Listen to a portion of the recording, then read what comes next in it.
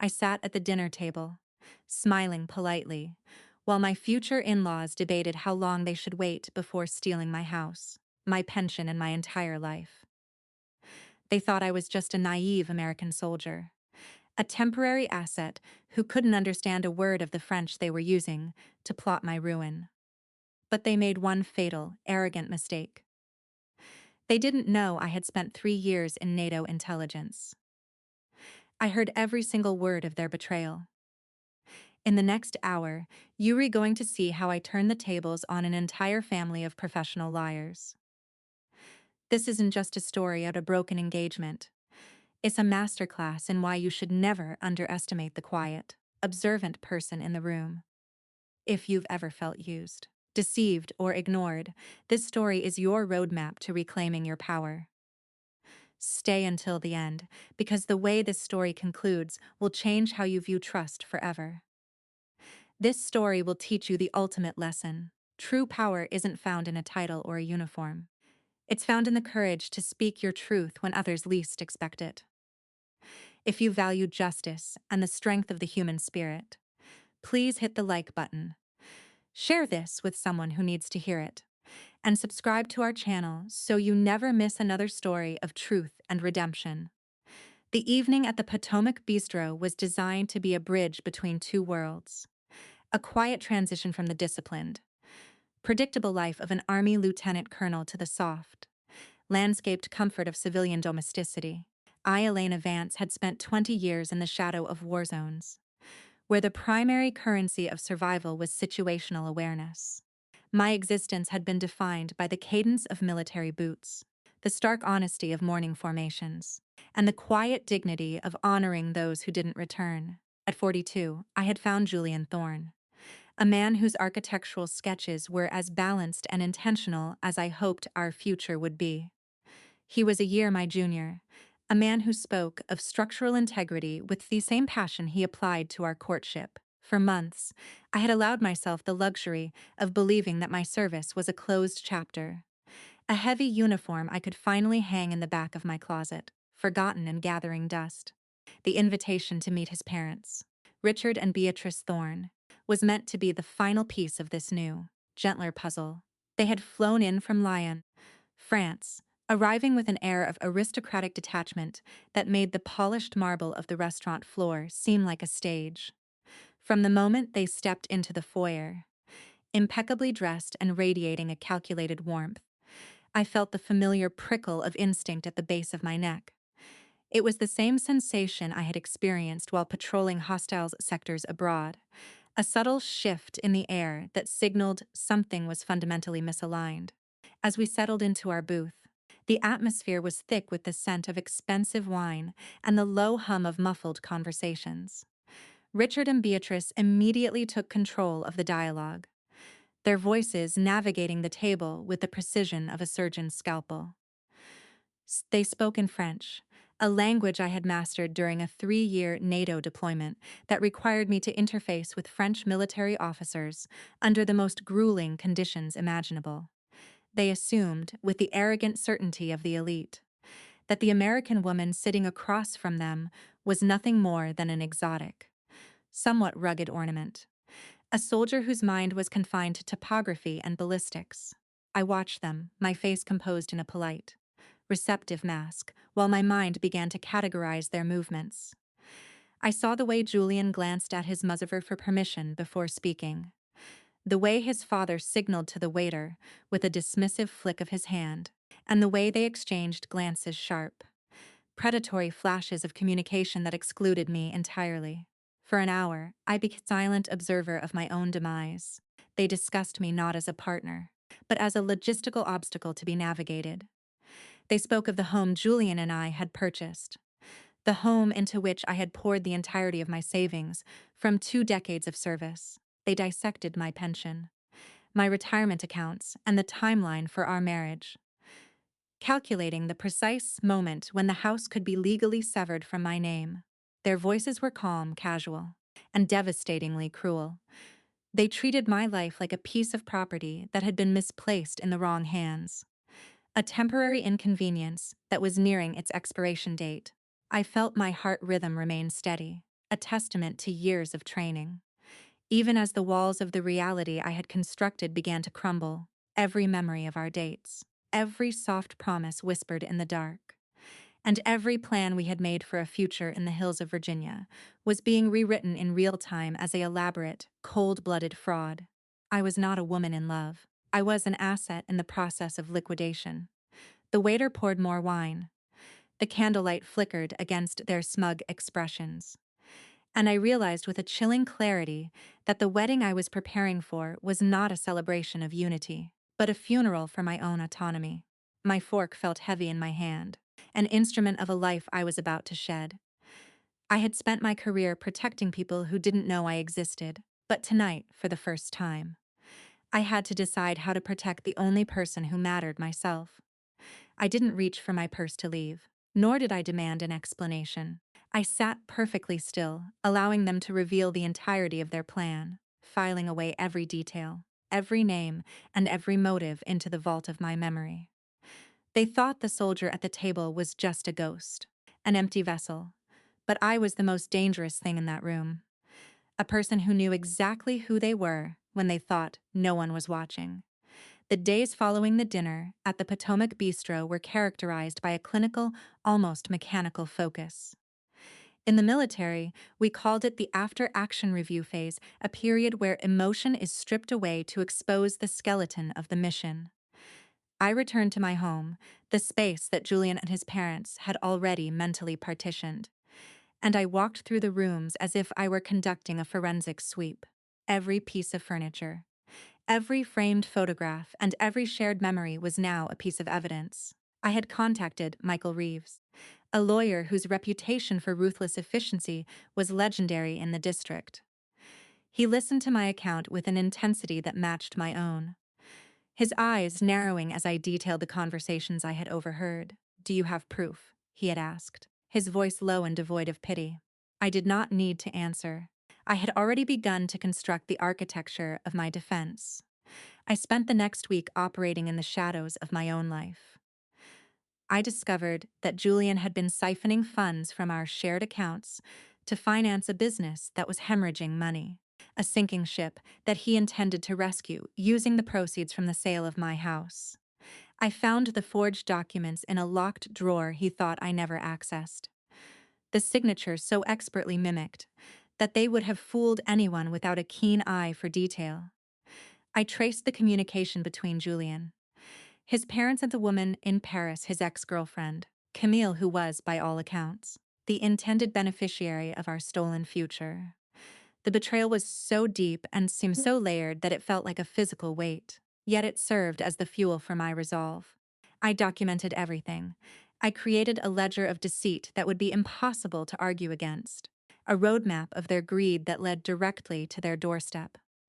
I knew that a public confrontation was the only way to ensure they would never attempt this again, to ensure that the stigma of their actions would be an indelible mark on their reputations. The day of the wedding arrived with the kind of clarity that only happens in the deepest part of summer.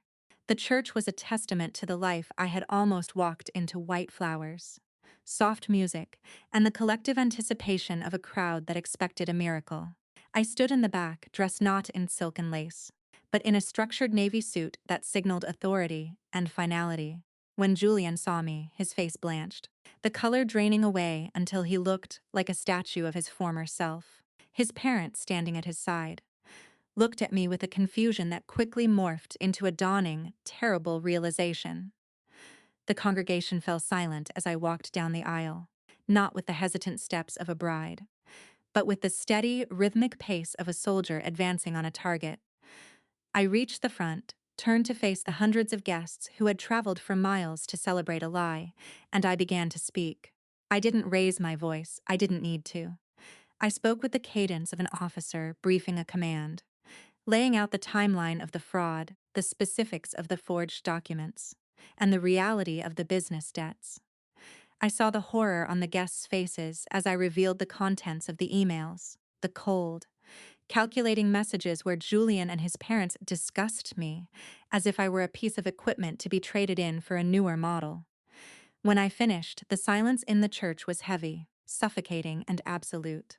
Richard Thorne stood his face a mask of indignation, and tried to interrupt, but I silenced him with a single look, the look of a woman who had seen the worst the world had to offer and remained standing. I had not just dismantled their plan. I had incinerated their credibility. As I walked out of the church, the sunlight hit me with the force of a liberation, and I knew that the path ahead was entirely my own to construct. I had lost the house, the money, and the illusion of love, but I had reclaimed the only thing that could never be stolen, my dignity. I had taught them a lesson that they would carry for the rest of their lives, that the strength of a person is not measured by the power they think they hold, but by their ability to see the truth through the fog of deception. The wedding was over, but my life, the real one, was finally beginning. The fallout from the wedding that never happened was not the explosive, dramatic explosion I had anticipated, but rather a slow, corrosive disintegration of the Thorne family's carefully curated reality. In the weeks following my departure from the church, the legal machinery we had set in motion began to grind their world to dust. Michael Reeves proved to be as formidable as his reputation suggested. He did not merely file lawsuits. He methodically dismantled the facade of Julian's architectural firm, revealing the rotting foundation of debt and deception that had supported his lifestyle for years. I spent those days in a state of quiet recovery, focusing on the small, tangible joys of civilian life that I had ignored for so long: the taste of black coffee in the morning, the quiet of my garden, and the simple act of reading a book without checking the perimeter of my environment. People from my past, veterans I had served with, began to reach out, offering words of solidarity that meant more to me than any hollow wedding vow ever could. I learned that the Thorne family had retreated into a shell of self-imposed exile, their reputation in the community shattered by the evidence I had placed on that altar. Julian reached out repeatedly, his messages shifting from desperate pleas for reconciliation to incoherent bursts of anger. But I did not engage. I understood now that his apologies were not born of genuine remorse, but of the sudden, terrifying loss of his primary resource. I felt a strange sense of detachment from the man I thought I had loved. He was no longer a person to me, but a cautionary tale of what happens when a person trades their integrity for the convenience of a mask. During this time, I returned to the cemetery in Arlington, a ritual that had always helped me calibrate my sense of purpose. Walking among the headstones, I realized that the true measure of a life was not found in what one acquired, but in what one was willing to leave behind in the name of truth. I was no longer defined by the uniform I had worn or the relationship I had failed to preserve. I was simply Elena, a woman who had stood in the center of a storm and refused to be moved. The legal battles were long, and the process of reclaiming my financial independence required a level of patience I had honed in the service. But every step was a victory. Each document recovered, every debt untangled, and every lie debunked felt like the shedding of a heavy, unnecessary skin.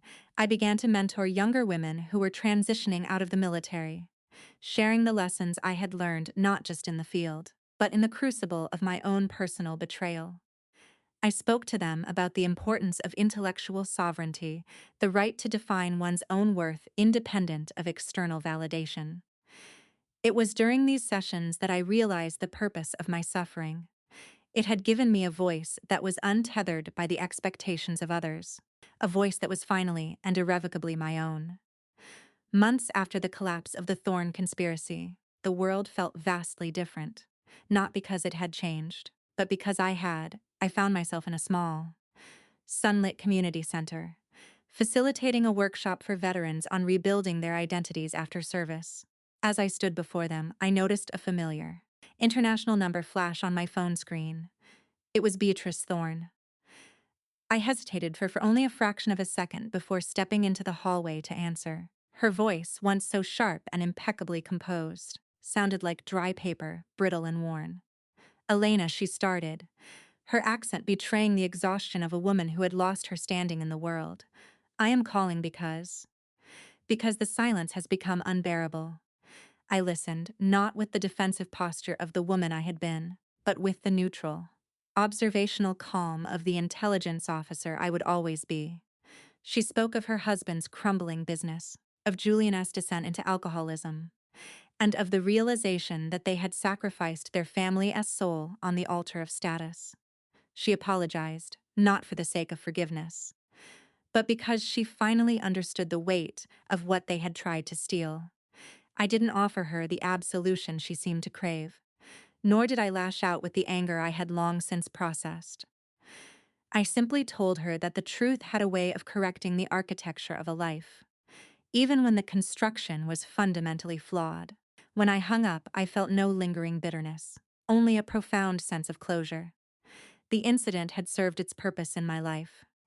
It had been the catalyst that forced me to confront the parts of myself I had neglected in favor of military discipline.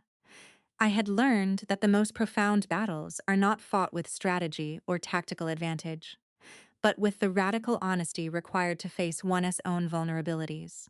I looked out the window at the vibrant greens of the Virginia landscape and realized that I was finally ready to move forward. I had built a new life, one not founded on the expectations of a partner or the approval of an elite social circle, but on the bedrock of my own values. I had reclaimed my house, yes, but more importantly, I had reclaimed the sanctity of my own narrative. As I returned to the classroom, I looked at the veterans gathered there, men and women who had carried the weight of the world on their shoulders, and I knew what I had to tell them. We are not defined by the roles we play or the deceptions we fall prey to. We are defined by the courage it takes to stand for the truth when all other options are easier.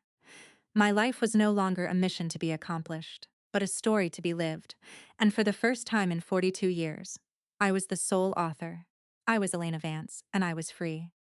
The months following the resolution of the legal disputes were characterized by a quiet, transformative peace that I had never truly experienced, even during the years I served in uniform. I found that my transition from being a soldier in the field to a veteran in the civilian world had finally settled, not because the world around me had become simpler, but because my internal compass had been calibrated to an unwavering degree of truth.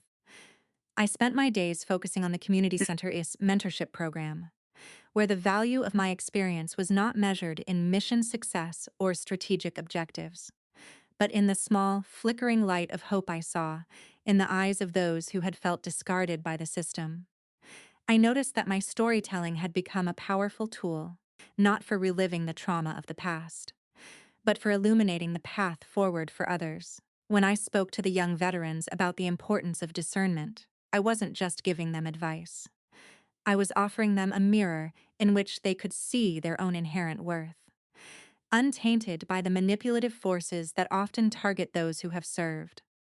I was invited to speak at several leadership conferences, where the story of the dinner at the Potomac Bistro became a focal point for discussions on ethics, corporate responsibility, and the human cost of deceit. I didn't frame it as a story of revenge. I framed it as a lecture on the architecture of human rights and the necessity of maintaining one's dignity when the world treats one as an object. The response was overwhelming. People from all walks of life approached me, not to gossip about the scandal, but to share their own experiences of being underestimated, undervalued, and betrayed.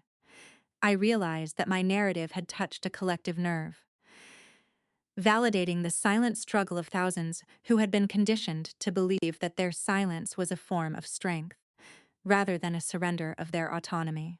I began to write a series of articles on the importance of intellectual sovereignty, a term I coined to describe the act of protecting one's mind and judgment from the influence of those who seek to use one's talents for their own gain. These pieces gained traction, and soon I found myself in a position where I could advocate for policy changes regarding the protection of veterans transitioning into civilian sectors, ensuring that the financial and predatory traps I had fallen into would be harder to set for others.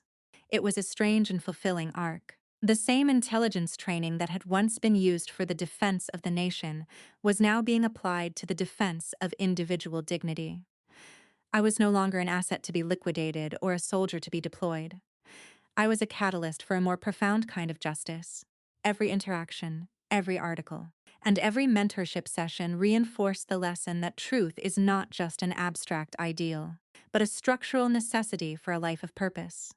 I had successfully transformed my personal catastrophe into a foundational stone for a new, resilient community, proving that even the most calculated betrayals cannot stop a person who has decided that their dignity is non negotiable.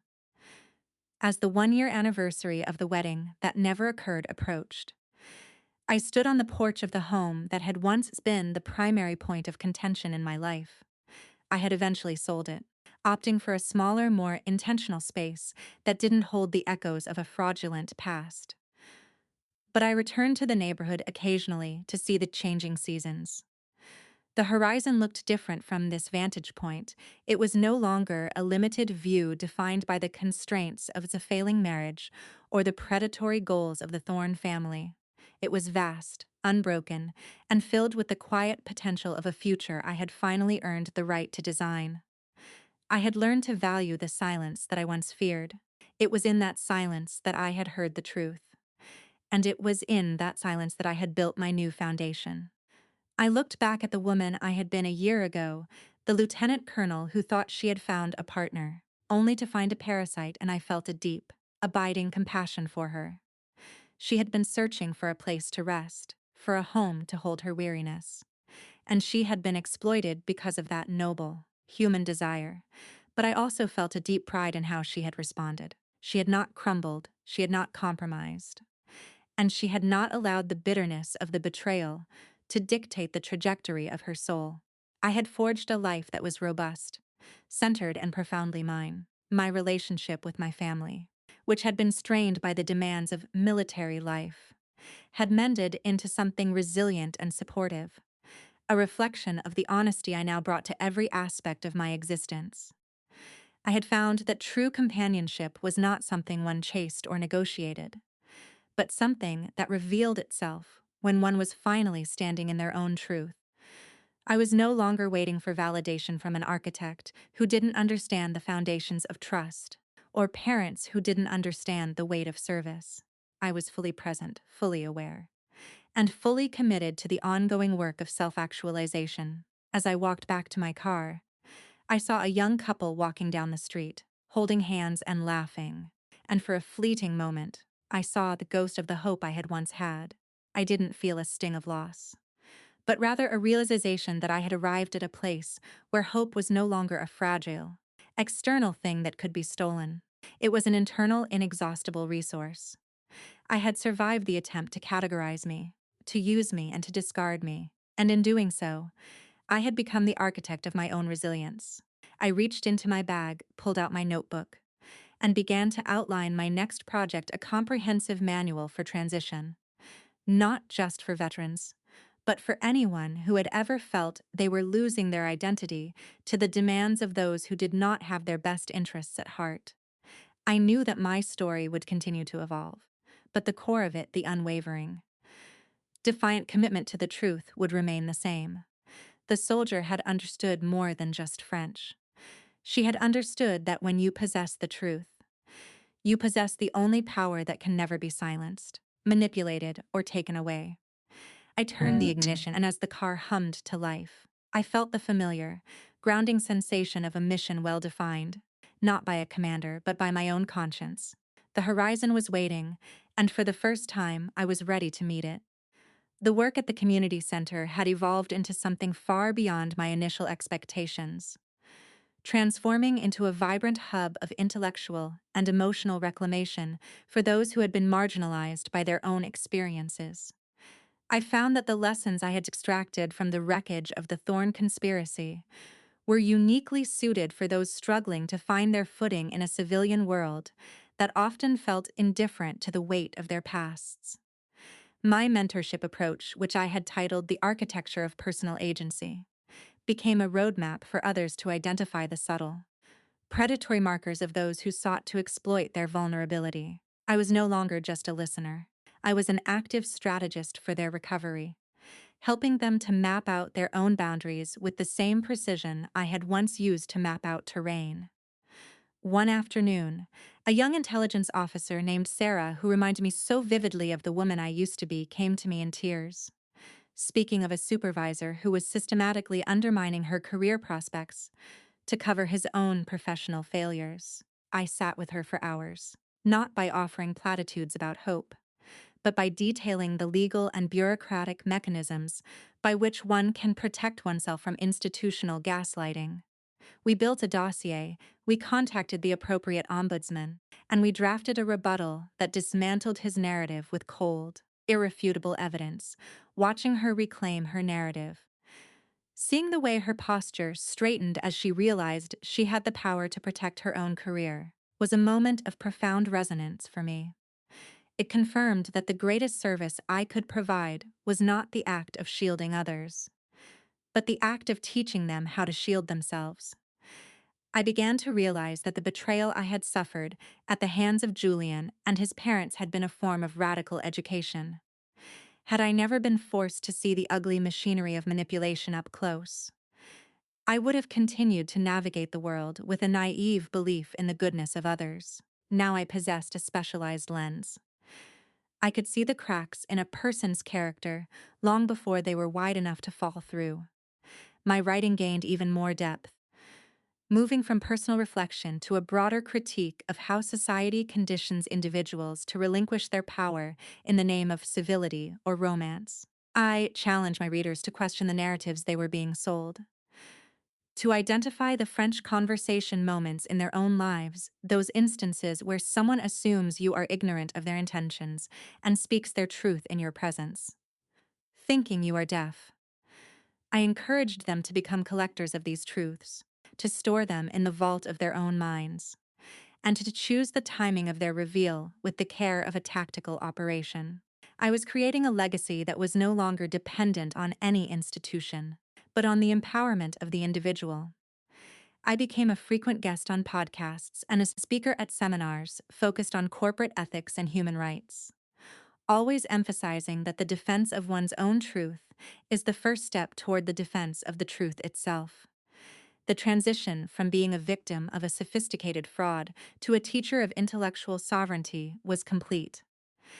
I felt a sense of belonging in this new role that I had never felt in the army, for in the army I served the nation, but here I was serving the inherent, unalienable right of every human being to be recognized as a person rather than a tool. The satisfaction was quiet but deep, a consistent hum of accomplishment that accompanied me through every day.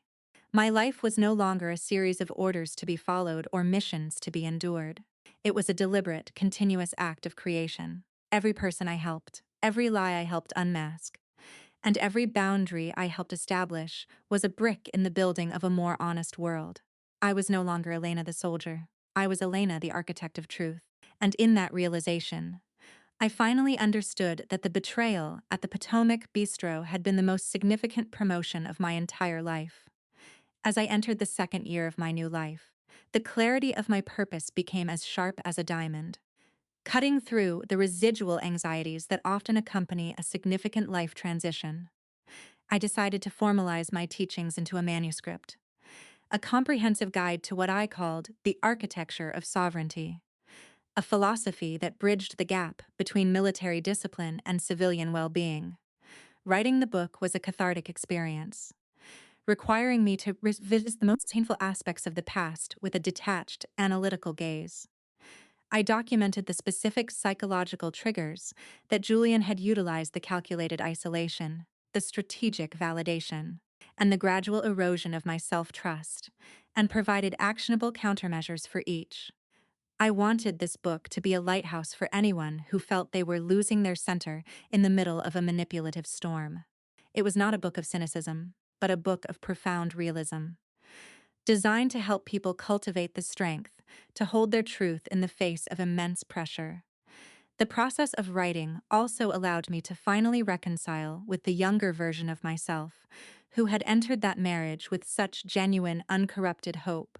I realized that my hope had not been a weakness.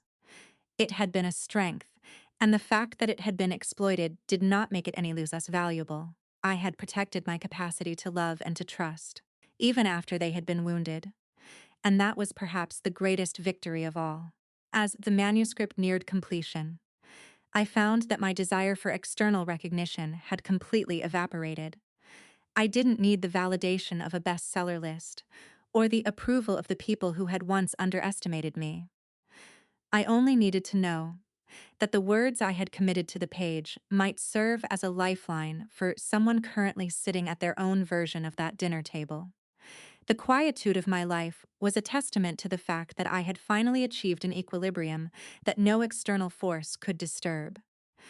I spent my mornings writing in a small study that looked out over a vast field of wildflowers, their chaotic, unmanaged beauty a stark contrast to the rigid, disciplined order of my military past.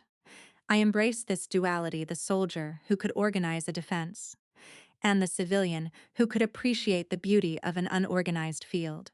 I was no longer forced to choose between the two, for I had integrated them into a singular, cohesive identity that was comfortable in both the chaos and the order. My evenings were often spent with a small, intimate circle of friends, people who valued honesty above all else. People with whom I could speak without having to decode their underlying motives. These friendships were the true fruits of my labor, the evidence that I was finally participating in the human experience on my own terms. One evening, as I sat on my porch watching the sun set over the horizon, I thought about the power of a single sentence. I had been told that words were fragile, but I knew better. A single, well-placed truth can dismantle an entire edifice of lies. I had done it once, and I was now teaching others how to do it in their own lives. The legacy of my service was no longer defined by the deployment of force, but by the deployment of truth, and that, I realized, was the ultimate service. I had arrived at the end of the journey I had started when I walked out of that church, and what I found was not a destination, but a state of being. I was sovereign, I was secure, and above all, I was profoundly, authentically free. The horizon before me was not just a view. It was a promise, that as long as I remained tethered to the truth, I would never be silenced, I would never be underestimated, and I would never again be anything less than the architect of my own destiny. The story of the soldier who understood French was no longer a story about a dinner at a bistro. It was a story about the resilience of the human spirit in the face of systematic attempts to extinguish it. I closed my notebook, took a deep breath of the cooling evening air, and stepped back into my home, ready to start the next chapter of a life that was finally and beautifully my own. The success of the architecture of sovereignty surpassed any commercial metric I could have imagined, not because it topped charts, but because of the depth of the dialogue it ignited across the country. I began receiving letters, not by the dozens, but by the thousands, from men and women who had felt the cold, paralyzing grip of manipulation in their own professional and personal lives. They wrote to me about their own bistro dinners, their own moments of realization where the mask of a trusted partner or mentor finally slipped, revealing the jagged edge of deceit underneath. I started a series of nationwide town halls, the Truth Exchange, where I traveled to different cities to hold workshops on identifying systemic gaslighting and reclaiming personal narrative. These events were visceral, powerful experiences. They weren't just educational seminars, but communal healing sessions where the act of speaking one's truth became a collective force. I found that my military background, once a source of alienation in civilian circles, became a crucial asset in these discussions. The tactical precision I brought to identifying predatory behavior was exactly what my audience needed to understand that they weren't crazy, they weren't weak, and they weren't alone. I taught them that intuition is not a mystical impulse, but a high-speed data processing system that picks up on subtle inconsistencies in human behavior, often long before the conscious mind can articulate what is wrong. We practiced role-playing scenarios where they could rehearse the act of setting firm, uncompromising boundaries, and I watched as the posture of the room would shift from one of tentative uncertainty to one of grounded, unshakable confidence. I also use these platforms to advocate for legislative changes in how financial exploitation of veterans is prosecuted. working with legal teams to ensure that the loopholes used by people like the Thorne family were tightened. It was a rigorous, exhausting, yet deeply satisfying mission. I was no longer the soldier fighting on a foreign front. I was the strategist fighting on the front lines of human dignity. I met a former judge in Chicago who had been through a similar experience, and together we launched a pro bono initiative that provided legal and psychological support for victims of sophisticated psychological fraud. The impact was tangible, and it underscored a fundamental truth I had come to live by. When you channel the energy of your betrayal into the service of others, you transform the pain from a static burden into a dynamic source of power. My life had become an interconnected web of support, a testament to the fact that while one person may have the power to deceive, a community of individuals rooted in the truth has the power to dismantle that deception entirely.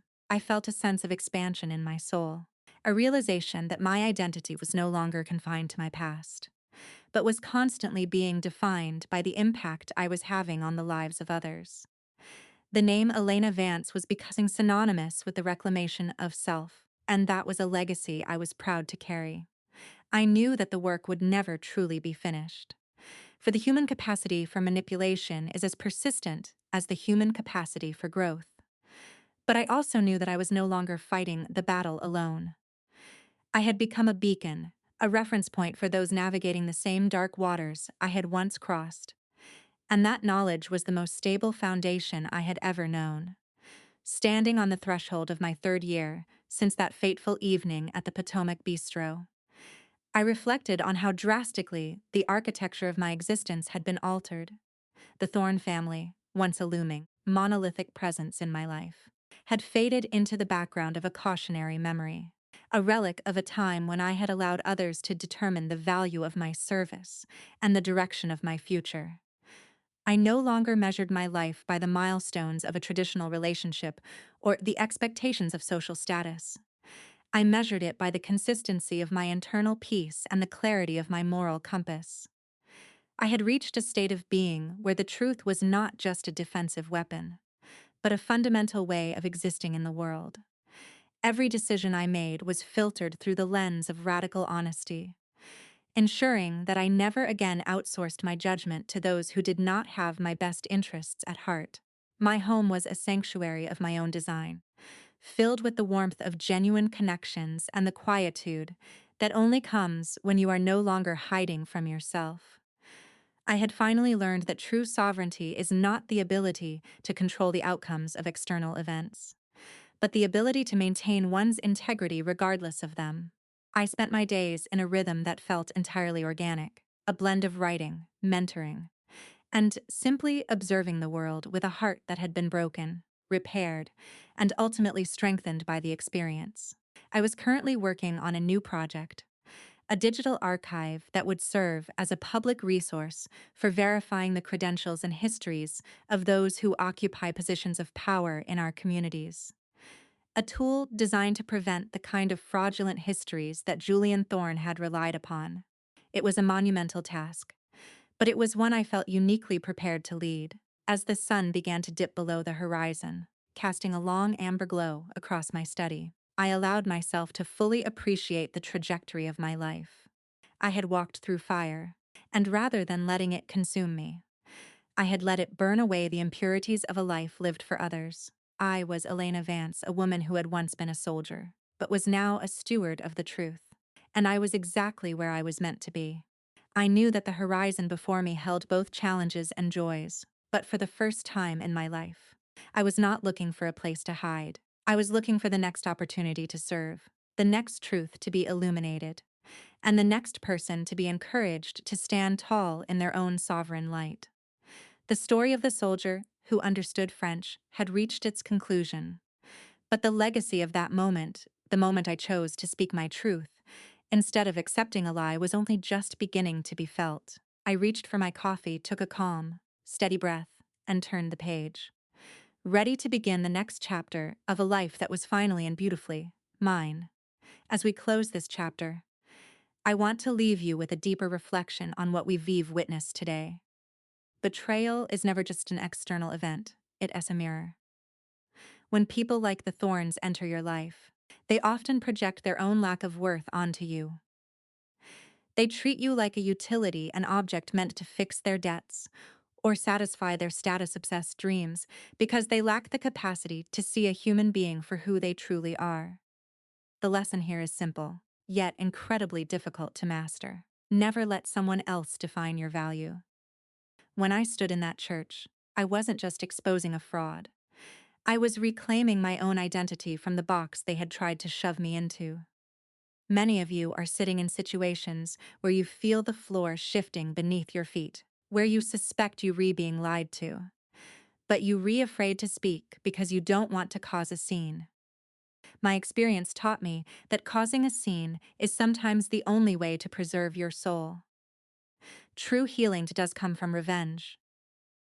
It doesn't come from seeing your enemies suffer. It comes from the quiet, unshakable realization that your life is your own. It comes from the moment you stop seeking validation from people who were never capable of giving it to you in the first place. You are the architect of your own sovereignty.